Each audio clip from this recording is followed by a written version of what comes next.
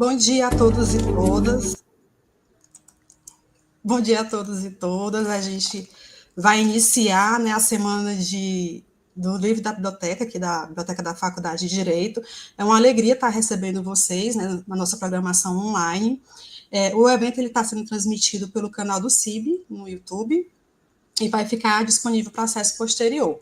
O nosso objetivo com essa semana é valorizar a leitura, a pesquisa, a formação acadêmica e o papel essencial das bibliotecas universitárias. Vamos ter 3 palestras durante a semana, uma hoje, a próxima na quinta e a terceira na sexta. E essas 3 palestras, elas dialogam diretamente com a vida acadêmica dos estudantes, professores e pesquisadores.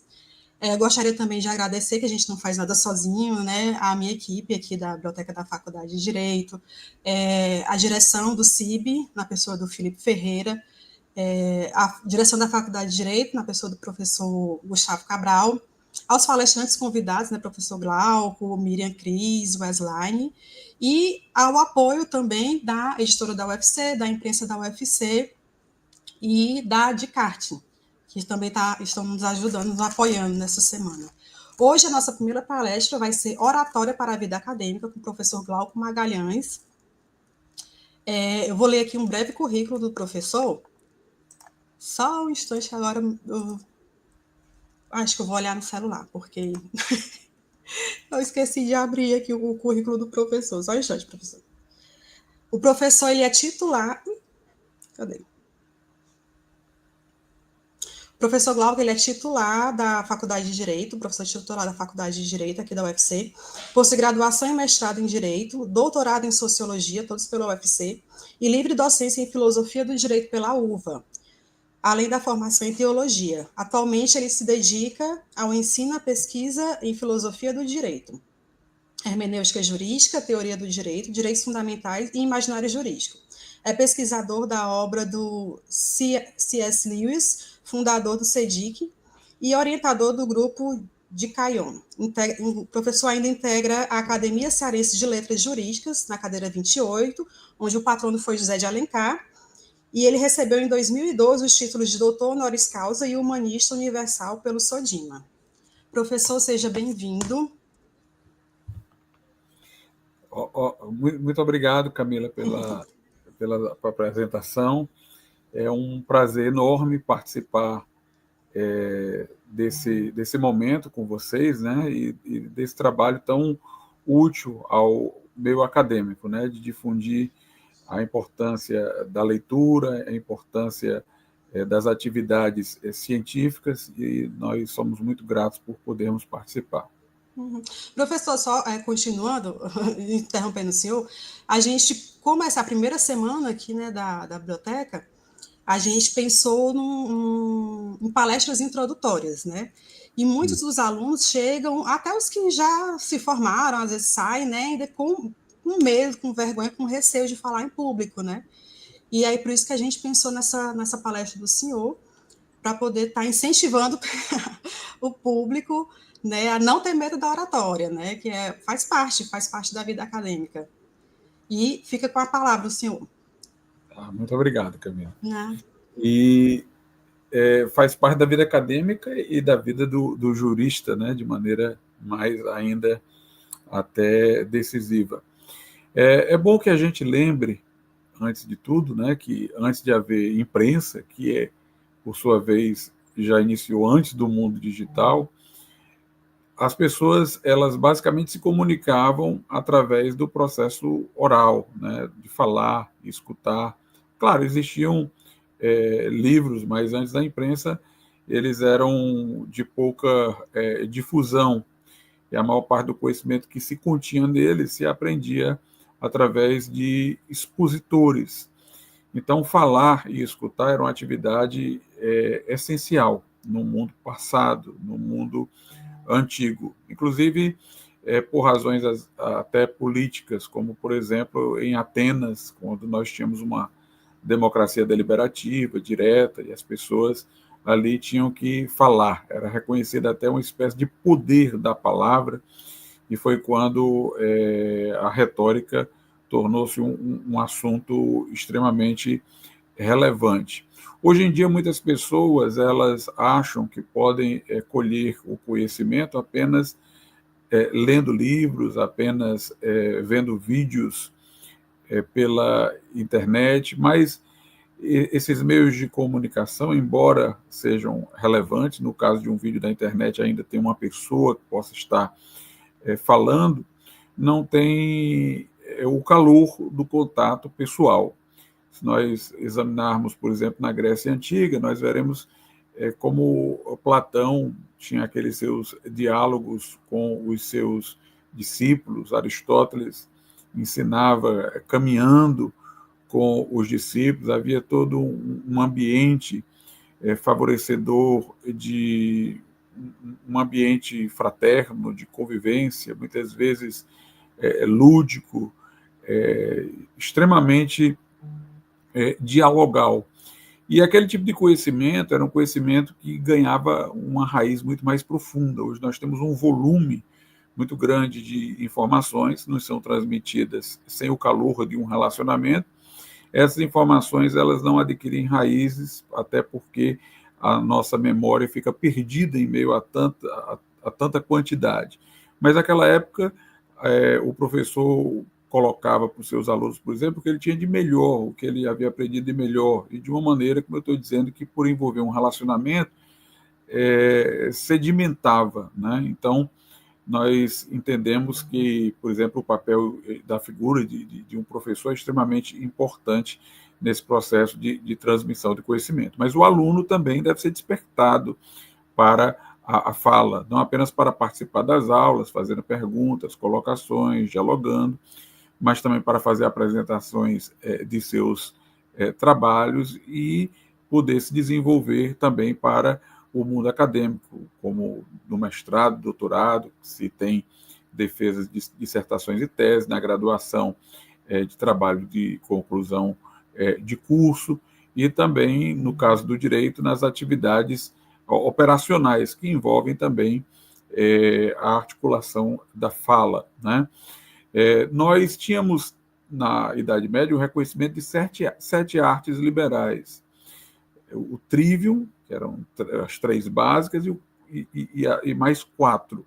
Né? Eu vou destacar aqui o trivium, né, que era a gramática, a retórica e a lógica. As outras 4 eram aritmética, geometria, música e astronomia.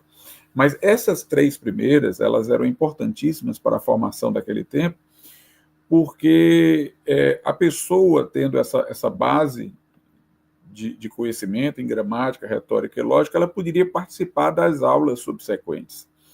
Então, você ia aprender como falar acertadamente a gramática, ia aprender como se expressar com clareza, eloquência, como saber apresentar argumentos, era a retórica, e você tinha a lógica que trazia o critério da validade do argumento, da formulação das proposições.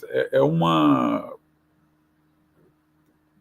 lamento, na minha opinião, nós não temos mais a preocupação de, num momento de base, ter essa formação. Por quê?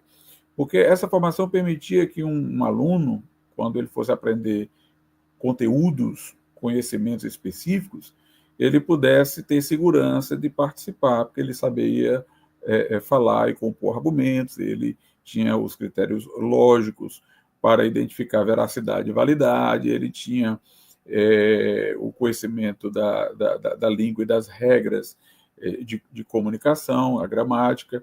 No século XIX, nós reduzimos essa formação apenas à gramática, por uma lacuna no campo da formação em lógica e retórica. A retórica é o assunto que nos interessa aqui quando a gente fala em oratória.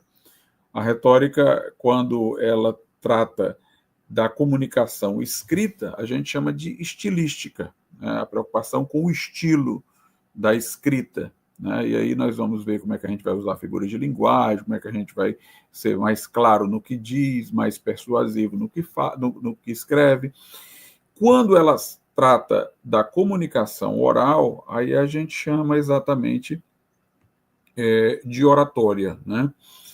A oratória, ela teria por preocupação a persuasão, segundo a maior parte dos retóricos, né? Aliás, a retórica de uma maneira geral, estilística, que é a da escrita, ou a oratória, que é da transmissão oral, teria por objetivo a persuasão. Mas a gente faz algumas ressalvas, né? É que a persuasão, como resultado final, não é realmente o objetivo da retórica. A retórica é como a medicina, assim dizia Aristóteles. Aristóteles dizia que o médico ele vai usar de todos os meios para salvar o paciente, mas ele não pode assegurar que os remédios vão ser absolutamente eficazes, né? Que vão dar um resultado absolutamente seguro. No nosso caso aqui, isso aqui seria até um curandeirismo, mas ele vai dar os meios apropriados para a pessoa que está doente se recuperar. Então, a retórica ela vai ajudar a oferecer os meios necessários à persuasão, mas a persuasão efetiva é uma coisa que nós não podemos ter o controle, né, sobre ela. Mas, além da preocupação com a persuasão, há outras preocupações dentro da retórica. Os chamados sofistas que só se ocupavam de persuadir, só queriam o sucesso, o êxito, mas a retórica ela vai envolver também uma formação em conhecimentos relevantes. No caso, Cícero imaginava que o orador era alguém que não apenas tinha técnicas para persuadir, mas ele tinha conhecimento das coisas que são essenciais e relevantes. Quintiliano, que era o outro autor do campo da oratória, ele dizia, você não precisa ter conhecimento de todas as coisas, mas você precisa ter conhecimento daquilo que fala. Grande parte da segurança que vem no falar, na comunicação, e que vai dar êxito ao momento de persuadir, é você estar seguro de que, havendo questionamentos, você vai ter resposta, havendo argumentos em contrário, você já tem alguns argumentos prontos para responder a questões que você mesmo já se fez e que você imagina que os outros também irão lhe fazer acerca daquele assunto. Então, ter conhecimento do assunto de que se fala é importante para que você tenha a segurança no uso das técnicas de persuadir. E a outra coisa que foi ressaltada pelos estoicos, principalmente, mas Quintiliano também colocou, foi a questão moral. É que você realmente tenha a pretensão de verdade. Que você não queira simplesmente persuadir alguém de alguma coisa que é de seu interesse, no sentido mais mesquinho dessa expressão, mas que você queira persuadir alguém do que é devido. Você acredita que aquilo de que você está persuadindo é verdade, é correto, é justo, né? Então, essa segurança moral também é importante, que não é só uma segurança cognitiva dos conhecimentos, né? Mas é uma segurança de ordem moral. Então, Quintiliano dizia, por exemplo, que a retórica era a ciência do bem-dizer. E ele dizia, o bem-dizer não pode ser dito senão por um homem bom, por uma pessoa por uma pessoa boa. Então, a retórica se ocupa com também o reto pensar e o reto dizer. Então, nós temos aí essas três coisas: o conhecimento do assunto, o conhecimento dos meios de persuadir e também esse comportamento retilíneo, onde a pessoa está falando daquilo que ela tem convicção, daquilo que ela entende que é justo, que é útil à comunidade, que é bom. Ela tem uma segurança moral, uma segurança cognitiva e uma segurança retórica, digamos assim, estrito sensu. No caso da retórica, a preocupação no campo da persuasão é com o conteúdo, portanto, com os argumentos, mas também com o estilo, né?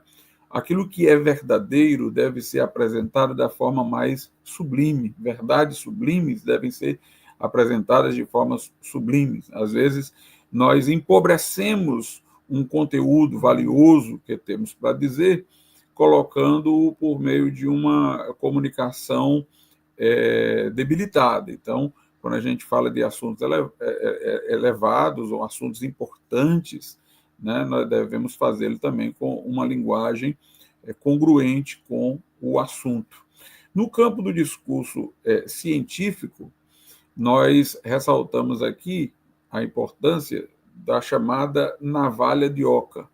Oca foi um teólogo medieval franciscano, né, que desenvolveu um pensamento que ficou conhecido como navalha, né, e que teve grande valor para a fundação da ciência moderna. O que ele dizia é o seguinte: se uma coisa é verdadeira, ela vai poder explicar muitas coisas com poucas hipóteses. Então, se a pessoa, para responder a cada nova pergunta, precisa reinventar uma hipótese, isso é um indicativo de que aquilo ali tem alguma coisa errada, né? Então, se você precisa sempre sacar uma hipótese ad hoc, sempre precisa inventar novas saídas, isso não dá um indicativo de uma segurança científica. Então, se você tem capacidade de explicar mais coisas com menos hipóteses, isso mostra que aquilo ali tem maior plausibilidade. Daí a expressão navalha, que é de corte, né? Cortar hipóteses desnecessárias ou cortar essa pluralidade que complexifica a realidade, exigindo para cada situação nova hipótese. Então, para ele, um discurso científico deve mostrar o que nós chamamos hoje de poder heurístico, quer dizer, o poder de explicar coisas complexas, de oferecer saída para problemas complexos em grande número, deve mostrar esse poder heurístico, esse poder de resolução de situações complexas em grandes números, com o menor número possível de hipóteses, com poucas hipóteses. Então, é simplicidade, poder heurístico, quer dizer, capacidade de resolver inúmeros problemas complexos, e a elegância da narrativa. Essa elegância da narrativa vem exatamente disso, dessa simplicidade, de a pessoa mostrar como, com aquelas hipóteses ali que ela tem, problemas que alguém cogita que ainda não foram levantados, com aquelas mesmas hipóteses, eles ainda se resolvem, né? Eles ainda se resolvem. Hoje em dia nós temos muito isso de as pessoas inventarem hipóteses novas, elas criarem teorias para responder problemas que não se ajustam às teorias que elas defendem para resolver outros problemas dentro da mesma área. Tem pessoas, por exemplo, no campo do direito, que sustentam que pessoa é o sujeito de direitos e obrigações, mas em outro âmbito eles vão dar um outro conceito de pessoa, vão falar de outra forma e tal, e aí tem teorias para cada ramo do direito para resolver as coisas que não são as mesmas que eles têm para outras, né? Uma vez até um grande jurista fez uma análise de decisões da Suprema Corte brasileira em tempos passados e mostrou que em votos de ministros havia fundamentações contraditórias, porque para resolver um problema eles se fundamentavam numa teoria, para resolver outros problemas fundamentavam na teoria antagônica. Então, isso daí mostra uma complexidade que depois exigiria para poder conciliar tudo isso aí, que dá um indicativo de que aquele não é um bom caminho. O bom caminho é aquele que, com poucas hipóteses, você tem um grande poder de resolução. Nós também destacamos que há um uso inadequado da retórica, quando na vontade de persuadir, né, a pessoa ela cria sofismas, daí a questão da sofística, que é o estudo dos argumentos que criam algum tipo de impressão psicológica, mas que eles não têm rigor lógico, né? Na hora que eles estão sendo ditos, as pessoas demoram um pouco para perceber ali a ilogicidade, elas ficam assim um pouco encantadas, mas depois, meditando mais profundamente, se percebe que são argumentos empobrecidos. Na comunicação, nós poderíamos identificar três ferramentas, né? Três ferramentas da retórica. A primeira é o ethos. O ethos tem a ver com o caráter.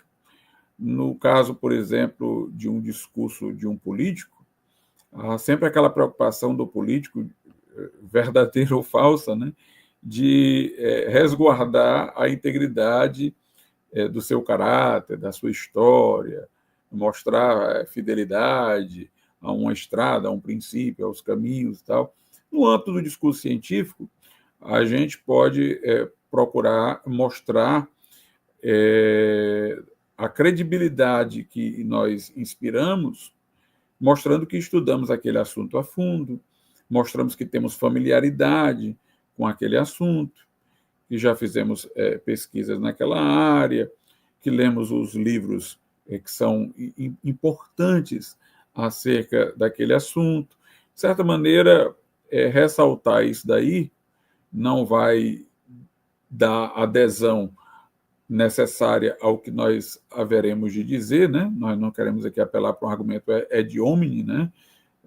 No sentido de seja detratar o outro por alguma coisa do seu histórico, seja nos engrandecer por causa do nosso próprio histórico, mas isso pode ganhar ouvidos, né? Essa pessoa que está falando, ela tem experiência nesse assunto, ela leu os autores de relevância, ela tem familiaridade com o assunto, ela mostra um interesse nesse assunto por suas opções de vida. Então, vamos ouvir o que é que ela tem para dizer. Então, o ethos, que significa caráter, né, ele atuará nesse momento para buscar uma credibilidade para aquilo que se vai falar, né? O pathos é o direcionamento das emoções para o tema, ou para as ações, se o discurso, por exemplo, é para mover um juiz a decidir, ou uma assembleia deliberativa a tomar uma decisão, né? Mas é um direcionamento das emoções para o tema. Aqui a gente deve ter muito cuidado para não ser abusivo, né? A gente deve mostrar que o assunto é importante, que toca necessidades vitais das pessoas, que aquilo ali é relevante para a nossa existência e tudo. A gente deve mostrar que aquilo ali tem um componente de interesse emocional, mas sem exagero, sem descarrilhar, né, para um emotivismo, um sentimentalismo barato que queira substituir por força da influência nas emoções o valor do argumento daquilo que se vai dizer. Inclusive, os antigos eles distinguiam dentro da retórica dois estilos: o estilo ático, né, do mundo grego, por exemplo, e o estilo asiático, que eles colocavam com uma conotação mais negativa. O estilo ático era inspirado na eloquência, no rigor argumentativo de Demóstenes e depois, no prosseguimento, né, da herança, com Cícero. Preocupação com o argumento, com a lógica das composições, né? No caso do estilo asiático, era aquele em que o atrevimento era confundido com a coragem, a vituperação, a ofensa era confundida com a franqueza, e o discurso era prolixo, recheado de abuso de figuras de linguagem e cheio de frases de efeito, portanto, querendo impressionar as emoções em vez de ter um argumento de fundo substancial. Eram só aquelas frases. Hoje em dia nós vemos isso com muita rotina, né? Até as ideias hoje, por exemplo, há vídeos que vão ser assistidos pela internet, são vídeos curtos. Se você fizer um vídeo longo, você não vai ser ouvido, e obviamente tem assuntos que requerem uma reflexão, uma meditação, que vai aumentar o tempo de exposição. Mas aí com essa ideia de ganhar likes, né, as pessoas ganharem atenção, elas substituem argumentos por frases de efeito. Então fica uma disputa por frases de efeitos que possam impressionar emocionalmente. Mas isso é uma decadência, é um declínio, né, da retórica, é uma coisa apelativa, e se torna muito mais apelativa quando essas frases de efeito elas são instrumentalizadas pelo politicamente correto. Ou seja, se você falar qualquer coisa aparentemente distoante com essa frase de efeito, você ser rotulado, estigmatizado, talvez como uma pessoa preconceituosa, uma pessoa que está dizendo um absurdo, antes mesmo que a pessoa possa ouvir o argumento que você tem a dizer. Essa, digamos assim, internetização do discurso acadêmico só traz-nos prejuízos, né? Nesse sentido de a gente tomar como paradigma para o discurso acadêmico o discurso de internet. Nosso padrão é a verdade, né?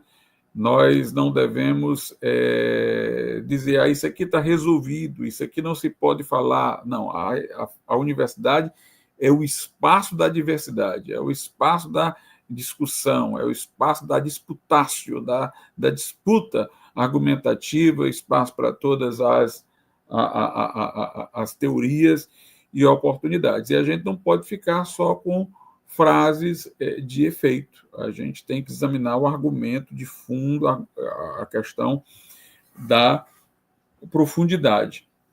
Eu até relembro aqui um livro escrito por Peter Christie, que imaginava no pós-morte, né, um encontro entre C.S. Lewis, o ex-presidente já falecido Kennedy, e Aldous Huxley, o autor do Admirável Mundo Novo, porque eles morreram no mesmo dia. Por isso que a história fictícia, né, os colocava no antessala da eternidade, logo depois da morte. Aí havia um diálogo entre eles. Num determinado momento do diálogo, Lewis estabelecia um argumento em contraponto a um dos seus interlocutores, e a reação do outro era a seguinte: olha, o que você está me dizendo aí, dizia ele para Lewis, é da Idade Média. Nós não vamos aceitar isso aqui, nem discutir isso aqui, porque isso aqui foi dito na Idade Média. Aí Lewis disse, olha, me diga uma coisa, se eu lhe apresentasse um argumento para você considerá-lo, e você me respondesse que eram 3 horas da tarde, o que é que você queria que eu entendesse? Ele disse, não, que eu estaria louco, porque você estaria me pondo um argumento, eu estaria lhe dizendo as horas. Ele disse, pois foi o que você acabou de dizer, eu lhe pus um argumento e você me disse que era da Idade Média. O calendário eu conheço, mas a questão é saber a consistência do argumento, se há verdade no que está sendo dito. Então, nós não devemos abusar desse fator emotivo. Aliás, os estoicos acreditavam até que a retórica deveria ser isenta do elemento passional, né? Mas era um tipo de retórica dos estoicos nesse aspecto muito árida, né? Porque puramente intelectiva, né?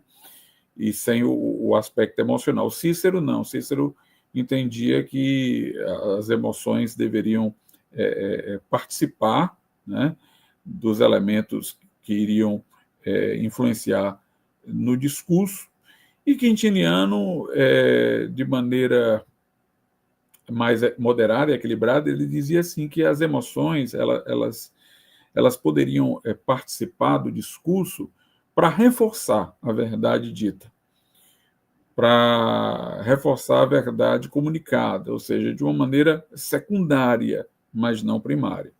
Então, nós temos o ethos, que é quando a gente vai buscar para aquilo que vamos dizer credibilidade, mostrando nossa relação com o tema, os livros que nós lemos,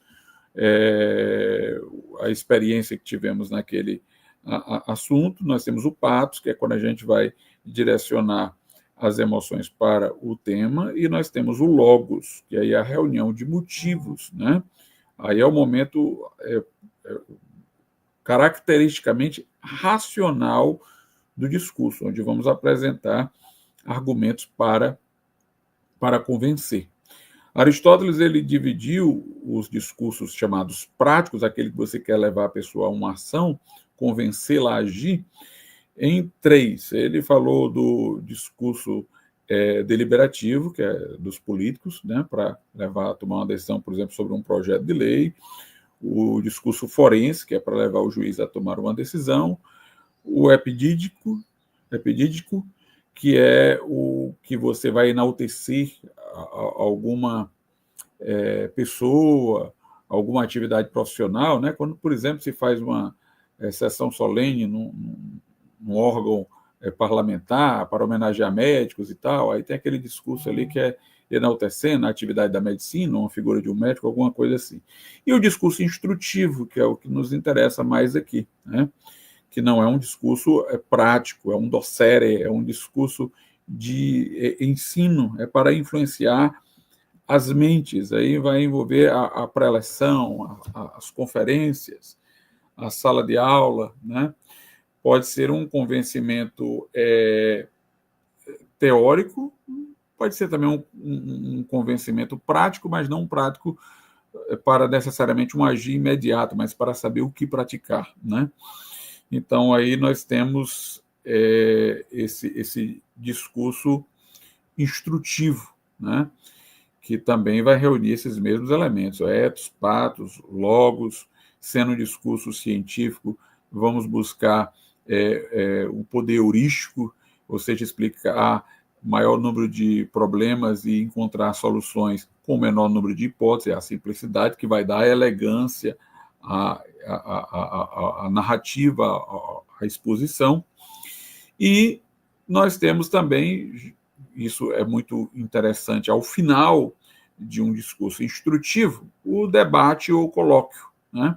É quando, depois de a gente ter feito a exposição, a gente vai conversar com o público, vai conversar com os ouvintes, né? Vai ter o feedback, vai ver a questão da reciprocidade do conhecimento através de perguntas, né? Intervenções que possam ser feitas nesse momento do debate ou do colóquio. O ideal é que ele aconteça no final, que haja a exposição primeiramente, né?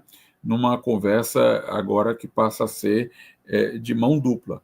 A importância de perguntas e respostas ao final primeiramente, para complementos, né? Pode ser que numa pergunta a gente tenha a oportunidade de complementar uma coisa que esqueceu, que não disse, né? E ali a gente possa ressaltá-la, né? Nós temos também a oportunidade de corrigir mal-entendidos. A pessoa, na pergunta, mostra que o que a gente disse foi ambíguo, o que a gente disse ela não entendeu bem, não era aquilo que a gente queria dizer que ela está entendendo, então a gente tem a oportunidade de corrigir um possível mal-entendido. A gente tem a oportunidade também de repetição, pode ser que o que ela pergunta não seja o óbvio, é alguma coisa que ela na hora não prestou atenção e está perguntando, mas a gente já havia dito, mas é bom, porque a gente pode repetir e a gente pode reforçar. Também nós devemos sempre ajudar o indagador a fazer perguntas, né? Às vezes ele está com dificuldade de fazer a pergunta, faz a pergunta mal formulada, mas a gente está mais inteirado daquele assunto, se preparou para falar, pode ajudá-lo a fazer a pergunta, né? É sempre bom não responder uma pergunta antes de ela ter sido devidamente elaborada, até porque se ela está sendo feita, tem outras pessoas ali no público, E aí, se a pergunta parece difícil de entender para você, pode estar sendo difícil de entender para os outros. Quando você responder, as pessoas também não vão entender nada, porque não vão ver a congruência da pergunta com a resposta. Então, deve haver todo um esforço para que a pergunta seja devidamente esclarecida, e o próprio que vai responder pode contribuir na ajuda da formulação da pergunta para que possa haver esse esclarecimento por meio da resposta, né?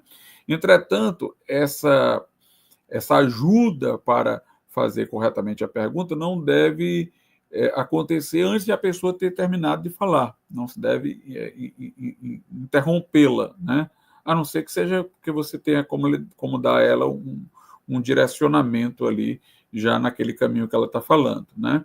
É importante não ser descortês com quem pergunta, né? Mas também não ser educado demais, né? No sentido de querer ser tão educado que você se esquiva da pergunta, que você não ousa discordar. É preciso que, com cortesia, você também possa expor o seu pensamento livremente, né? Se um assunto de que você vai tratar ele é muito acadêmico, né? Ele é um assunto muito técnico, não cotidiano, pode haver uma monotonia na exposição, você pode compensar isso com a expressão física, né? Movimento dos braços, movimento dos gestos, isso ajuda a manter o interesse do público que lhe está ouvindo, né? Na retórica, nós temos 5 cânones, 5 regras. Nós temos regras sobre encontrar o argumento, a invenção, né? Encontrar os argumentos, os lugares comuns, os padrões de convencimento. Nós temos, em segundo lugar, regras para a dispositio, que é a disposição, aí é o corpo, né, do argumento. Você vai ter dentro dessa disposição o chamado proêmio. O proêmio é a introdução. É quando você vai ali, logo no começo, procurar mostrar a relevância do tema e captar a intenção do seu ouvinte, né? Depois do proêmio vem a narratio, que é a colocação da questão, né? Vem argumentatio, que é a argumentação da sua possível solução para a questão. Pode haver o digressio, que é a digressão, é quando você sai do assunto, mas você sai do assunto buscando uma coisa fora que o beneficie. É sempre bom ter cuidado para que a digressão não nos leve a abandonar o tema central. Ninguém deve se arriscar a digressão se não tem essa capacidade. Se você não tem essa capacidade de se concentrar no tema e, saindo dele, retornar com alguma coisa que o beneficie, é melhor você não sair, né? Mas, para quem tiver essa habilidade, ele vai, como eu disse, primeiro fazer uma introdução, que é o proêmio, para captar a atenção do ouvinte. Depois ele vai colocar a questão. Depois ele vai colocar a argumentação. Se tiver essa capacidade de digressão, vai sair para buscar alguma coisa que traga benefício para aquele tema. E depois vem a peroração, que é a conclusão, que ele deve fazer de maneira bem determinada, né, bem clara, né? E nós temos também, depois da regra de exposição, né, eu falei que são 5 cânones, né? Temos as regras de invenção, as regras de disposição, nós vamos ter também regras de memorização. Importante que as pessoas gravem, né? Por exemplo, se o assunto é muito complexo, você deve dividi-lo em partes. Cada parte que você termina, é recomendável que você faça um resumo conciso de cada parte, para ajudar na memorização e, para, ao mesmo tempo, ajudar na clarificação daquele assunto, né? E a quinta regra, que é a que eu estava me detendo nela, é a regra sobre a enunciação do discurso, a actio. Essas regras sobre a actio são regras sobre os gestos, sobre o semblante, né? Inclusive, Cícero ia até ao teatro para ver como é que eram os atores, para ver quais eram as expressões externas que melhor designavam as ideias que se queria comunicar. Então, há regras de formulação dos argumentos, que é de invenção, há regras para estabelecer o corpo principal do argumento, que vai envolver a introdução, que é o proêmio, a colocação da questão, que é a narrácio, a elencação dos argumentos e provas, que é o argumentácio, e se você tiver a capacidade de sair do tema e trazer alguma coisa de benefício para ele, o digrécio, e a conclusão, que é a peroração, peroratio, né? E há regras também de memória, daí, como eu disse, a importância de, em temas complexos, cada momento que você termina uma parte, você fazer resumos concisos, garantindo a memorização e a clarificação do assunto, e a preocupação, principalmente se o assunto é complexo, com a axio, né? Se você está falando de um assunto complexo, tem a preocupação de você falar também com os seus movimentos, com as suas mãos, com os seus olhos, né? Para que aquele assunto ali não fique tão monótono, se ele é um assunto acadêmico, é um assunto mais estrito, mais longe do cotidiano. Também assuntos que são muito abstratos, né? É bom encontrar ilustrações, analogias, exemplos, né? Às vezes a gente está falando de um assunto muito abstrato e a pessoa não tem a visão de como aquilo ali poderia ser concretamente, porque é muita abstração. Então é bom encontrar nesse momento exemplos, encontrar nesse momento ilustrações, né? Ilustrações. Concentrar no tema é uma coisa extremamente importante, a pessoa não sair daquele tema central, esclarecer o que é pressuposto por ela como hipótese para chegar àquelas conclusões, quer dizer, você concluiu isso de onde? Quais são as hipóteses que levaram a essa conclusão, né? Isso é importantíssimo. O que é que deve ficar claro? O que é que deve ficar claro no final de tudo? Os seus argumentos, quais são os seus argumentos? O tema, de que é que você estava falando? Qual era a questão que você queria resolver?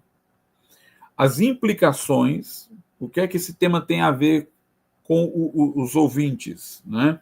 O que é que resolvê-lo dessa maneira vai trazer de utilidade, de efeito, de resultado.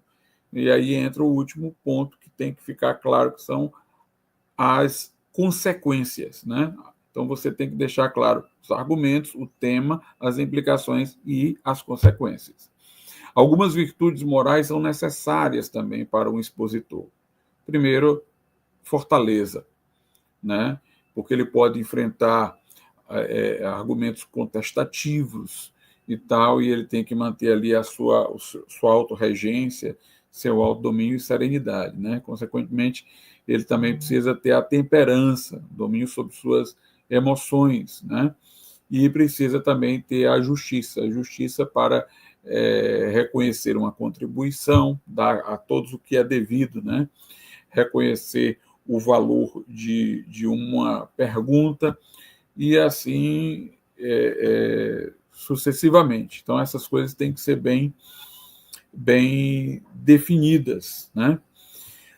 Os retóricos, eles costumavam dizer também da importância do que eles chamavam de concilium.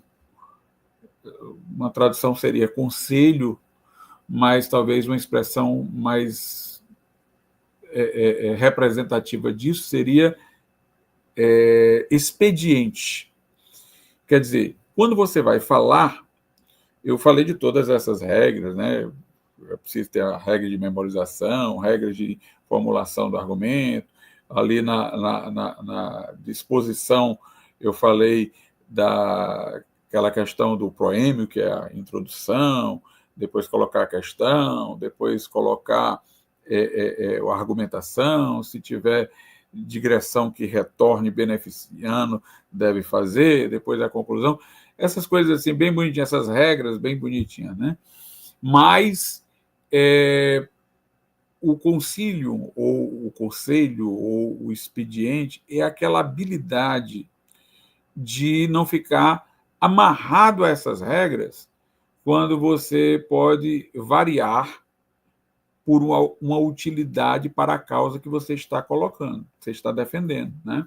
Você está defendendo uma coisa, é preciso ter uma certa mobilidade, ninguém pode ficar enrijecido dentro de regras. As regras, elas são boas para dar um norte, mas tem uma habilidade de fazer adaptações de acordo com o que é útil para aquilo que você está falando, de acordo com o que é oportuno para aquele momento ali, diante daquele específico auditório, né? Você vai ter que, talvez, adaptar palavras à compreensão daquele auditório, você vai ter que, talvez, não seguir aquela ordem ali, mudar alguma coisa para poder transmitir essa habilidade, né, de flexibilizar e de adaptar, é como se fosse uma virtude retórica.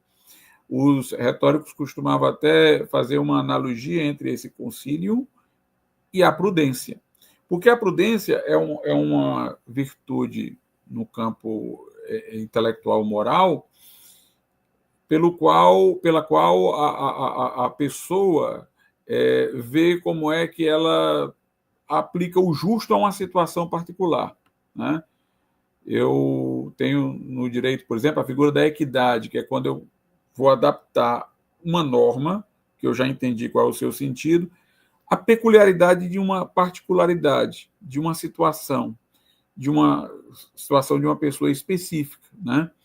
O juiz, além de ser uma pessoa que conhece, por exemplo, hermenêutica, sabe interpretar uma norma, ele tem que ter uma sensibilidade para saber como é que ele vai fazer a aplicação daquela norma àquele problema ali singular, aquela pessoa que tem condições específicas, para obter ali, na forma de aplicação, um resultado que é justo para aquela pessoa. Não é o justo genérico, é o justo situacional. Além de ela ter detectado o justo padrão, ela tem que fazer o ajustamento naquela situação particular. A prudência, ela não é assim mensurável metodologicamente, é uma virtude sutil, né? É uma pessoa que sabe, ali tem aquela sensibilidade, tem aquela coisa, como um Salomão, por exemplo, né?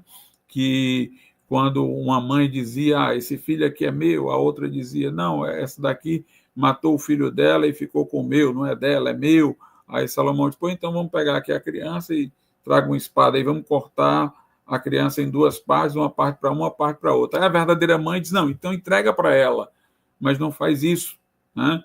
E aí Salomão pôde descobrir que essa era a verdadeira mãe, porque tinha preocupação com a sobrevivência do filho. É uma prudência. Quer dizer, aquela habilidade ali de saber ver o que é o justo naquela situação particular. E o concílio é uma habilidade análoga para o discurso. É saber ver, na hora que você está ali no discurso, o que vai convencer aquela plateia, o que vai convencer aquela pessoa, uma ilustração que é mais adequada, e que é melhor, em vez de você começar por isso aqui, que é o padrão, começar por isso aqui, porque no caso daquele público, aquilo ali é o que vai ser mais convincente. Então, essa é uma habilidade. E você vai desenvolvê-la através da prática, né? Através da prática. Então, um bom caminho para a gente aprender a oratória é conversar com os nossos colegas no cotidiano, é trocar ideias, né?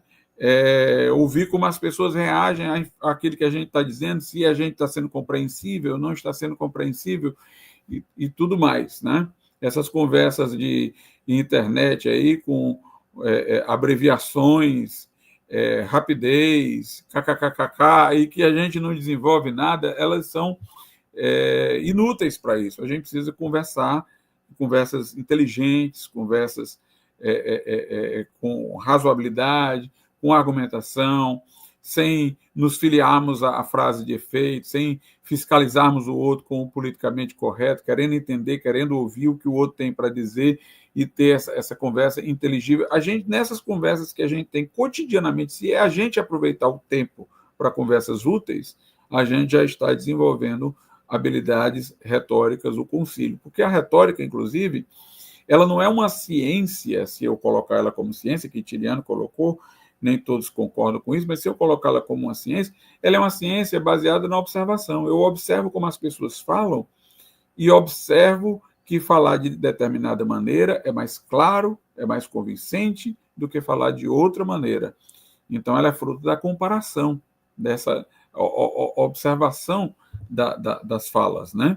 Então, é importante que a gente tenha essas boas conversas, elas nos ajudarão a sermos bons oradores, né? Então, é importante também que nós tenhamos essa valorização do diálogo, que a gente não veja a sala de aula como um momento ali que a gente aprende, pronto, eu me livrei disso aqui e tal, agora eu vou conversar só bobagem, eu vou conversar só coisas supérfluas. Não, vamos trazer coisas importantes para o nosso cotidiano, para a nossa conversa. É assim que a gente desenvolve a nossa capacidade de falar e de articular. Eu acho que eu já ultrapassei o meu tempo, então eu vou encerrar aqui agradecendo a oportunidade, agradecendo a todos que devem estar nos ouvindo ou que irão nos ouvir. Muito obrigado, Camilo, muito obrigado, Biblioteca da UFC. Oi, professor. Agora a gente vai abrir para os comentários, né, as perguntas da sua palestra. Eu já tenho algumas que eu anotei aqui. Atualmente, o senhor acha que há ganhos, ou aliás, mais perdas do que ganhos, com certeza, né? Mas há algum ganho nessa persuasão, digamos, rápida, que hoje em dia, né, os vídeos têm no máximo, sei lá, 30 segundos, 1 minuto. Haveria algum tipo de ganho? Porque perda a gente sabe que tem, né? Pois na verdade, aí não é uma persuasão, é uma manipulação, né?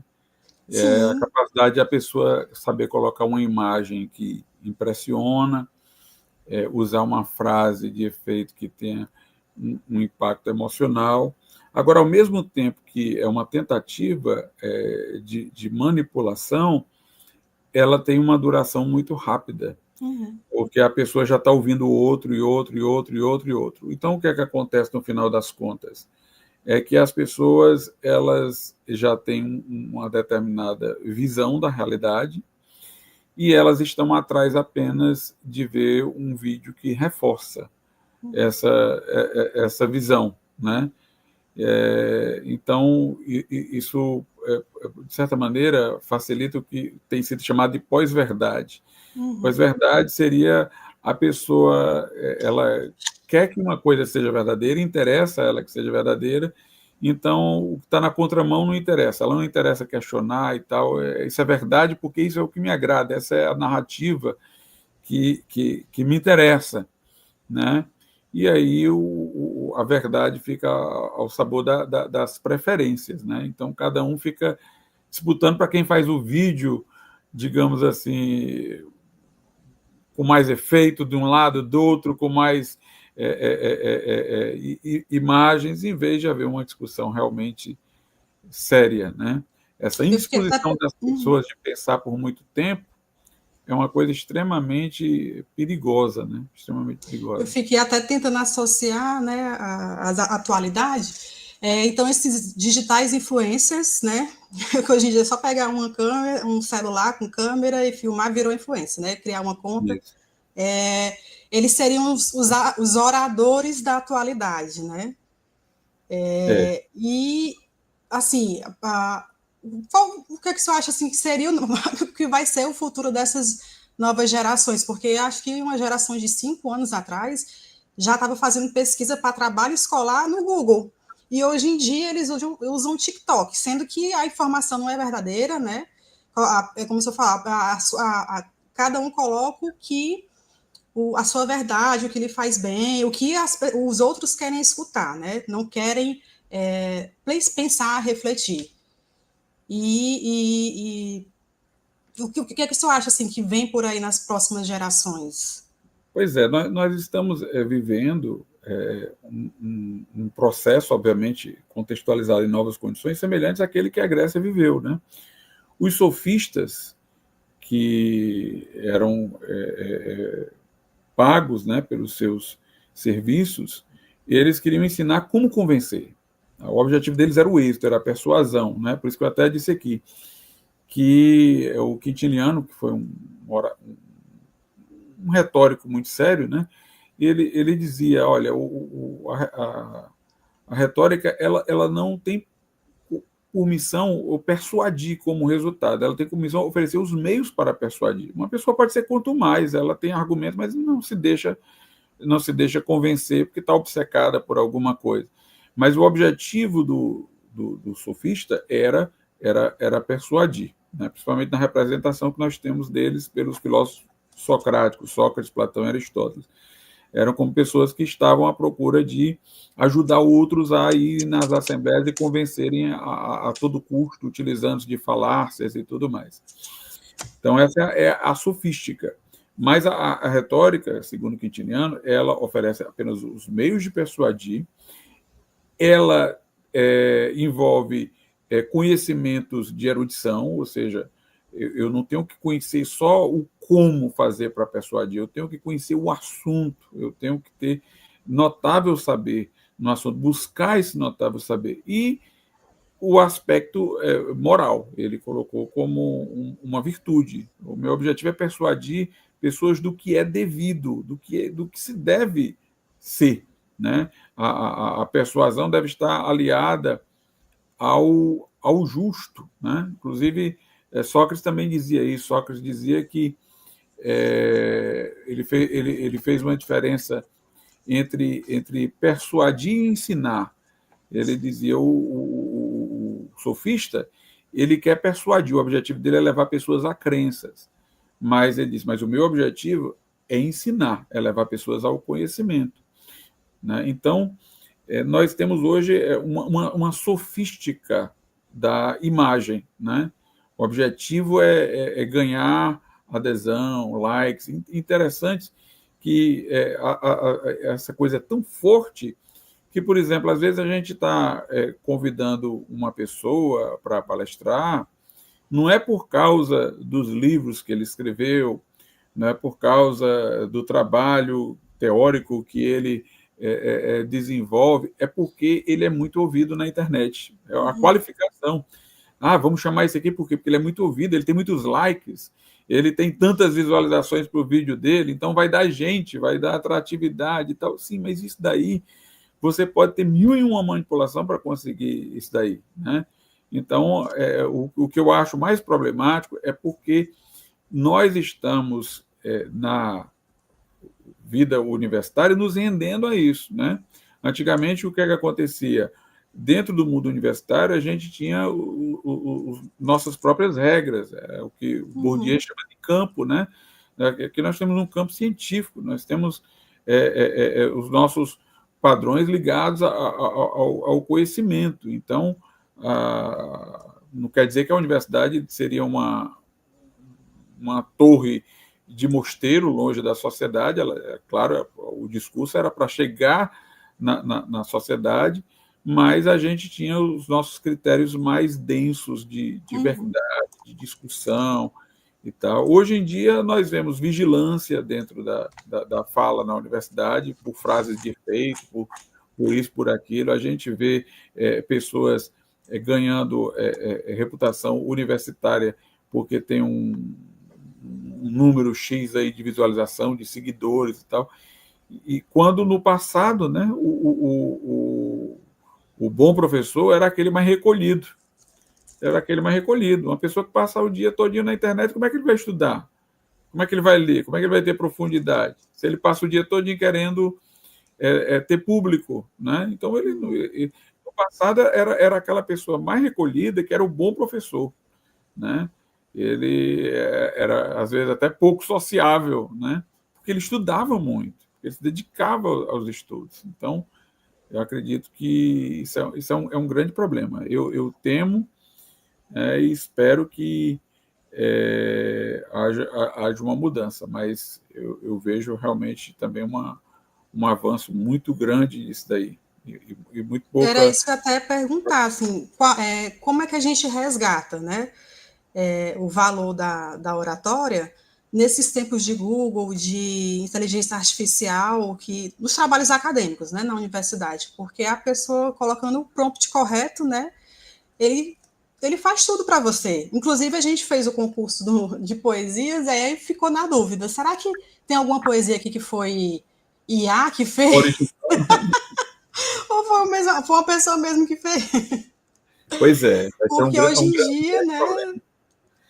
Eu, por exemplo, assim, eu tenho uma grande preocupação com a minha memória, né? Eu, por exemplo, eu não uso slides, né? Não tenho nada contra e tudo mais, acho que é uma coisa boa e tem seu valor, mas eu não uso porque, como eu sempre tive, né, uma capacidade de memorização boa e de transmitir por aquilo que já está na minha mente, eu digo, não, se eu for depender de uma coisa dessa, eu vou perder essa minha capacidade de memória, eu vou criar uma relação de dependência, né? Às vezes até você sabe, mas você quer ler porque está lá disponível e você vai se acomodando, né?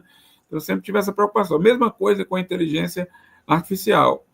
Eu não uso a inteligência artificial, né? Só talvez pesquisar uma bobagem, no sentido de uma palavra aí de outra língua, alguma coisa assim, mas para os meus conhecimentos, que exatamente eu temo atrofiar.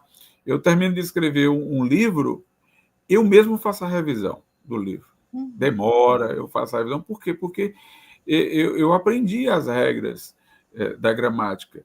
Se eu colocar para fazer através da internet, eu vou manter esse conhecimento, eu vou preservar, ou eu vou começar a me esquecer, eu vou começar a ficar inseguro, né? Então, eu mesmo faço tudo que eu puder fazer usando dos meus próprios recursos, eu não vou depender porque eu não quero ficar dependendo de uma máquina. Mas as pessoas hoje não, elas não têm uma preocupação de preservar a sua memória, preservar os conhecimentos que ela já adquiriu, até uma acomodação natural da nossa memória, quando, por exemplo, a gente tem não sei quantos livros digitais. É como se para a gente aquilo ali está baixado no computador da gente, está disponível, então a gente não precisa ter na mente. A gente vai lá e saca na hora, né? Mas aí nós vamos ter a cada dia mais pessoas que se acomodarão a isso daí, né? Eu vejo que, por exemplo, quando a gente tinha um livro físico, como ele era visualizado, tocado, pegado, escrito, marcado e tal, a gente lia, a gente via que um livro parado aqui, ocupando espaço na nossa casa, sem ter sido lido, como um desperdício. Mas assim, a gente baixa 1000 livros em PDF, não sei o que e tal, e não lê nenhum. Não lê nenhum. Fica tudo lá. Então, por quê? Porque é tão fácil que você não tem a sensação do desperdício. É diferente de uma coisa que está ocupando espaço na sua casa, e você depois aqui está ocupando espaço na minha casa, eu não estou lendo, não está servindo de enfeite, mas dentro de um computador, né? Então, se as pessoas tivessem mais vigilância para com os seus hábitos, elas poderiam ver que elas estão perdendo coisas com tudo isso. Vamos ver aqui os comentários. A estante bibliotecária comentou características, justiça, temperança, solidez, etc., difíceis de construir, mas muito necessárias, inclusive, em outros contextos.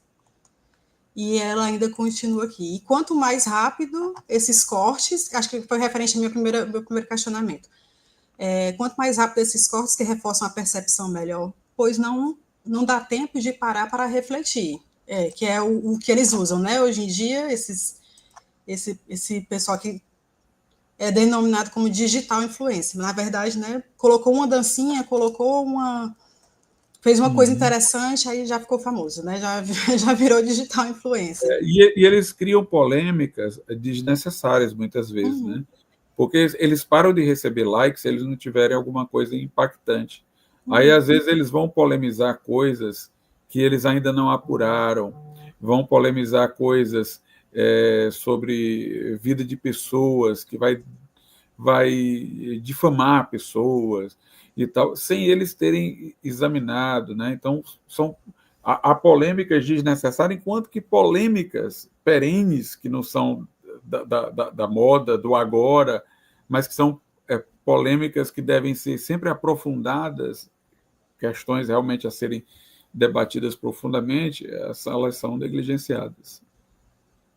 Ai, professor, eu fiquei feliz que o senhor, no final, falou que da parte de falar gesticulando, que eu adoro.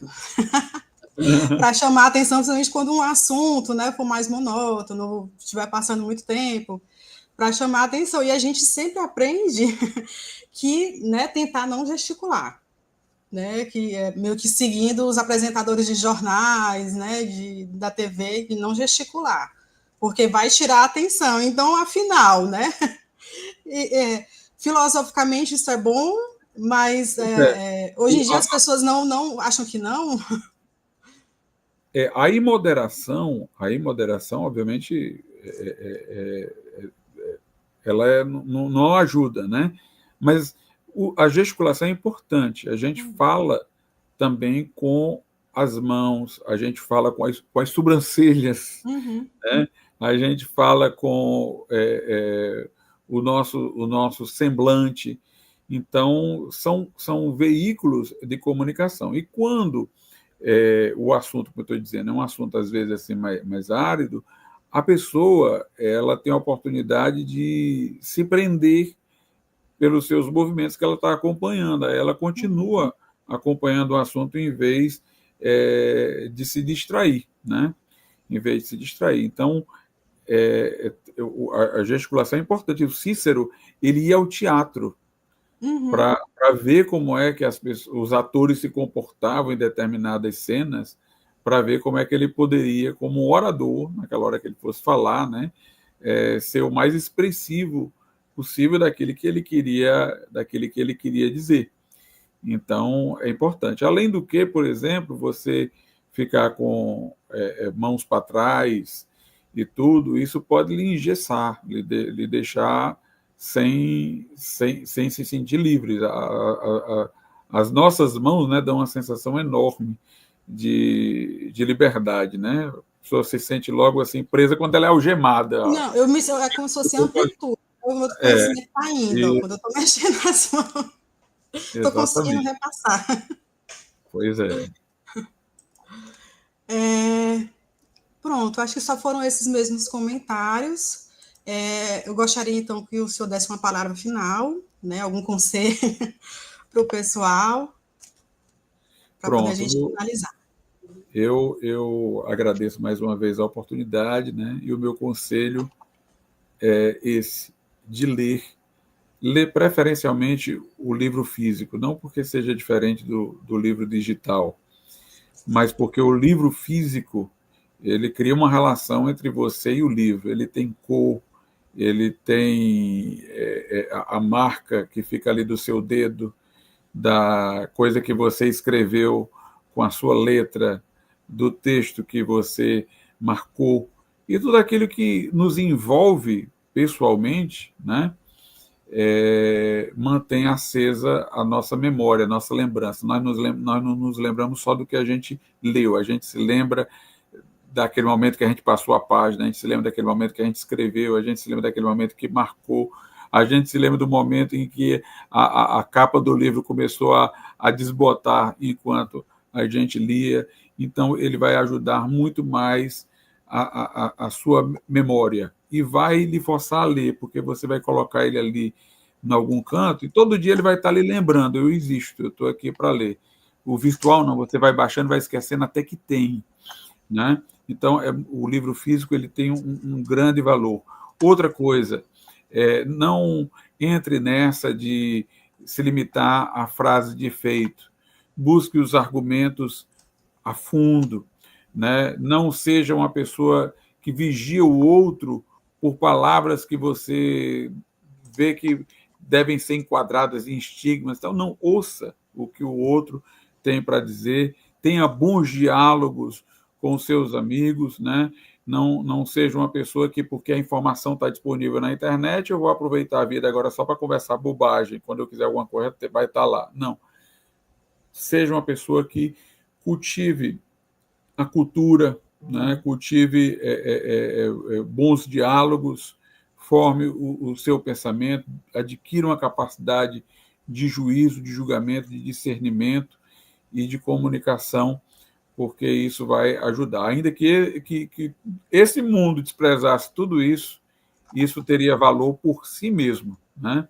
Teria valor por si mesmo. Há coisas que são boas intrinsecamente e que não devem nunca ser abandonadas, porque elas aperfeiçoam a nossa vida, a nossa personalidade, o nosso caráter, elevam a nossa condição humana, né, para desenvolvimento de suas potencialidades, em vez de a gente ficar regredindo ao nível dos brutos, ao degrau inferior da escala dos seres, né? Nós fomos criados para desenvolvermos as nossas potencialidades, para falarmos de coisas sublimes da maneira sublime, né? Com verdade e beleza.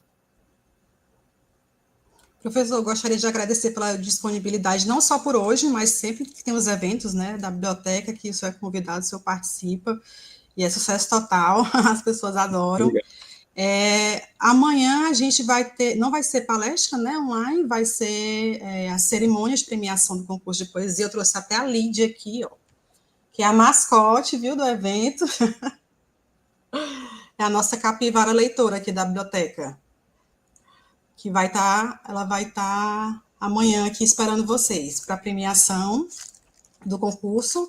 E também gostaria de convidar, né, quem se sentir à vontade de declamar algum poema, ou próprio, né, ou de algum outro autor, que o faça amanhã às 9 horas, mas assim, um pouquinho antes, né, se é hora de intervalo, pode ir chegando aqui no hall, né, na parte externa da biblioteca. E, mais uma vez, gostaria de agradecer a quem nos apoiou aqui na transmissão, né, a Bela. Obrigada, Bela, que está por trás aqui da câmera. E gostaria, assim, que esse evento ele inspire a todos, né, para valorizar a leitura, a pesquisa, a cultura, para que a gente possa até ter melhores e maiores diálogos, né. E a Biblioteca da Faculdade de Direito, ela agradece a atenção de todos, a participação de todos, e até quinta-feira, até depois de amanhã. Tchau, obrigada, gente.